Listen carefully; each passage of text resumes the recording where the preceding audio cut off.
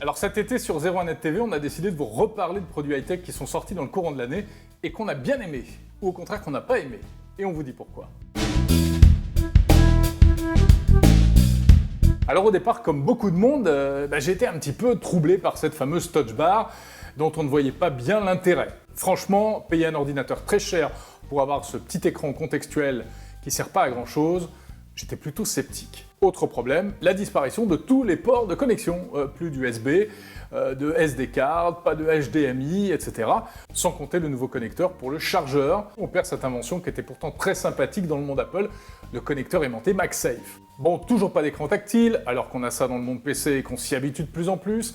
En revanche, on gagne un lecteur d'empreintes digitales, c'est vrai, le Touch ID, mais avec une utilisation limitée. Il y a plein d'applications tierces qui pourraient l'utiliser et qui ne l'utilisent pas, comme par exemple les gestionnaires de mots de passe. Mais ça, vous allez me dire, c'est pas de la faute d'Apple. Ce que j'ai pas aimé non plus sur ce Mac lorsqu'il est sorti, c'est l'autonomie clairement en baisse par rapport à l'ordinateur que j'avais avant. Alors c'est vrai que je suis passé d'un gros 15 pouces à un 13 pouces, donc batterie plus petite. Est-ce que c'est ça qui explique le fait qu'on perd facilement 1 heure, peut-être plus? Enfin et surtout, ce qui m'a vraiment énervé au départ, c'est le clavier. Les touches apparaissent à peine au-dessus de la surface, elles sont très larges, mais gros problème, ce clavier est extrêmement bruyant. Quand on tape dessus comme un forcené comme moi, on dérange tout le monde autour, et dans un open space par exemple, c'est particulièrement désagréable. Donc voilà, au départ, j'étais quand même pas très emballé par ce nouveau Mac. Et puis, petit à petit, de fil en aiguille, j'ai commencé à regarder les choses de manière un peu plus positive. Le fait est qu'à l'arrivée, on a sans doute l'un des laptops les plus élégants du moment. Au début, je me suis tout de suite acheté un connecteur pour pouvoir brancher un port USB, une carte SD, etc. Et finalement, vous savez quoi? Je m'en suis pas servi de ce connecteur.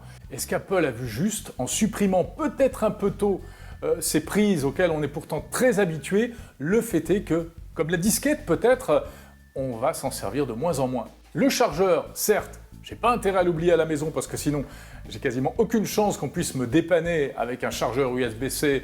Mais il y a un avantage, c'est qu'au moins on peut brancher la prise à droite ou à gauche. Le clavier, c'est vrai, il fait du bruit, mais on s'habitue. Et ça, c'est terrible.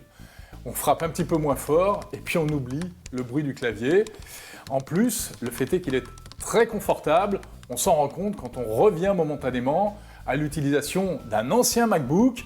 Les touches nous paraissent alors toutes petites et beaucoup moins confortables. Enfin, la touch bar, cette fameuse touch bar que je trouvais complètement inutile au début, en se forçant un petit peu à l'utiliser, à aller chercher les fonctions, on y prend goût. Bref, à l'arrivée, ils m'ont encore eu chez Apple. Et à mon sens, c'est quand même un des produits les plus intéressants de cette année 2017.